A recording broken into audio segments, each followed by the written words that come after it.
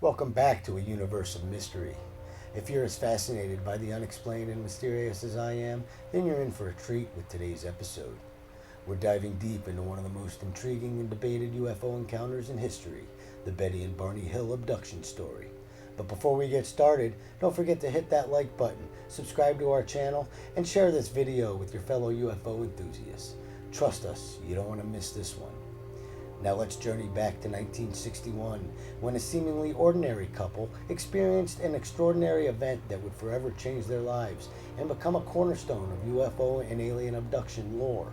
Stay tuned as we explore the Hills' hypnotic regression sessions, the evidence they brought forth, and the controversies surrounding their perplexing case. Let's dive in.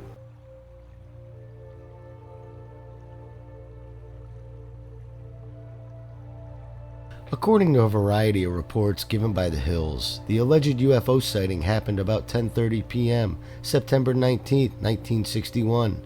The Hills were driving back to Portsmouth, New Hampshire from a vacation in Niagara Falls and Montreal. Just south of Lancaster, New Hampshire, Betty claimed to have observed a bright point of light in the sky that moved from below the moon and the planet Jupiter upward to the west of the moon. While Barney navigated U.S. Route 3, Betty reasoned that she was observing a falling star, only it moved upward. Because it moved erratically and grew bigger and brighter, Betty urged Barney to stop the car for a closer look, as well as to walk their dog, Delcy. Barney stopped at the scenic picnic area, just south of Twin Mountain. Betty, looking through binoculars, observed an odd-shaped craft flashing multicolored lights, traveling across the face of the moon. Because her sister had, several years earlier, said she had seen a flying saucer, Betty thought it might be what she was observing. Through binoculars, Barney observed what he reasoned to be a commercial airliner traveling towards Vermont. He soon changed his mind, because without looking as if it had turned, the craft rapidly descended in his direction. The observation caused Barney to realize this object was not a plane. The Hills said they continued driving on the isolated road, moving very slowly through Franconian Notch in order to observe the object as it came even closer. At one point, the object passed above a restaurant and a signal tower on top of Cannon Mountain and came out near the Old Man in the Mountain. Betty testified that it was at least 1.5 times the length of the granite cliff profile, which was 40 feet long, and it seemed to be rotating. The couple watched as the silent, illuminated craft moved erratically and bounced back and forth in the night sky. About 1 mile south of Indian Head, the object rapidly descended toward their vehicle, causing Barney to stop in the middle of the highway. The huge silent craft hovered about 80 to 100 feet above the Hills' 1957 Chevrolet Bel Air and filled the entire view in the windshield. It reminded Barney of a huge pancake. Carrying his pistol in his pocket, he stepped away from the vehicle and moved closer to the object. Using the binoculars, Barney claimed to have seen 8 to 11 humanoid figures who were peering out of the craft's windows, seeming to look at him. In unison, all but one figure moved to what appeared to be a panel on the rear wall of the hallway that encircled the front portion of the craft. The one remaining figure continued to look at Barney and communicated a message, telling him to stay where you are and keep looking. Barney had a recollection of observing the humanoid form wearing glossy black uniforms and black caps.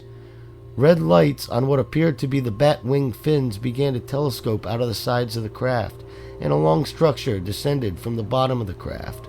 The silent craft approached to what Barney estimated was within 50 to 80 feet overhead and 300 feet away from him. On October 21, 1961, Barney reported to the National Investigations Committee on Aerial Phenomena investigator Walter Webb that the beings were somehow not human. Arriving home at about dawn, the Hills stated that they had some odd sensation and impulses that they could not readily explain. Betty insisted their luggage be kept near the back door rather than the main part of the house. Their watches would never work again.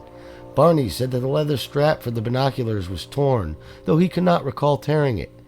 The toes of his best dress shoes were scraped. They took long showers to remove possible contamination, and each drew a picture of what they had observed. Perplexed, the Hills say they tried to reconstruct the chronology of events as they witnessed the UFO and drove home, but immediately after they had heard the buzzing sound, their memory became incomplete and fragmented. After sleeping for a few hours, Betty awoke and placed the shoes and the clothing she had worn during the drive into her closet, observing that the dress was torn at the hem, zipper, and lining. Later, when she retrieved the items from her closet, she noted a pinkish powder on her dress. She hung the dress on her clothesline and the pink powder blew away, but the dress was irreparably damaged. She threw it away, but then changed her mind and retrieved the dress and hung it in her closet. Over the years, 5 laboratories have conducted chemical and forensic analysis on the dress. There were shiny, concentric circles on their car's trunk that had not been there the previous day. Betty and Barney experimented with a compass, noting that when they moved it close to the spots, the needle would whirl rapidly, but when they moved it away a few inches from the shiny spots, it would drop down. 10 days after the alleged UFO encounter, Betty began having a series of vivid dreams which continued for 5 consecutive nights. She stated that she experienced them with a degree of detail and intensity that she had never had before. After the 5th night, they stopped and never recurred, though they occupied her thoughts during the day. When she mentioned them to Barney, he was sympathetic but not too concerned, and the matter was dropped. Betty did not mention them to Barney ever again. In November 1961, Betty began writing down the details of her dreams. In one dream, she and Barney encountered a roadblock and men who surrounded their car. She lost consciousness but struggled to regain it. Then she realized that she was being forced by 2 small men to walk in a forest at night, and of seeing Barney walking behind her, though when she called to him, he seemed to be in a trance or sleepwalking. The men stood about 5 feet to 5 foot 4 inches tall and wore matching blue uniforms, with caps similar to those worn by military cadets. They appeared nearly human. Their skin was grayish in color. She and Barney were taken to their car, where the leader suggested that they wait to watch the craft's departure. They did so, and then resumed their drive home. On November 23, 1962, the Hills attended a meeting at their church where Captain Ben H. Sweat of the United States Air Force was a guest speaker.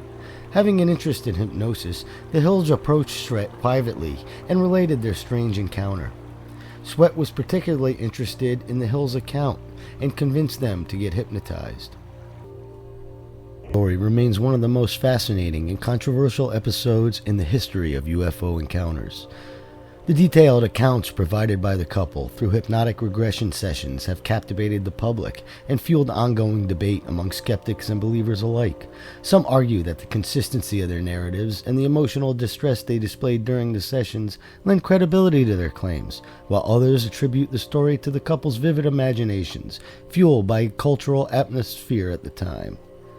Despite numerous investigations and the passage of time, the Betty and Barney Hill abduction story continues to be the cornerstone of UFO and alien abduction lore, and the veracity of their account remains an enigma. As scientific understanding and technology continue to advance, perhaps one day we will gain a definitive insight into this captivating story. Until then, the Hills experience will remain a powerful reminder of the mysteries that lie beyond our understanding and the possibility of contact with otherworldly beings.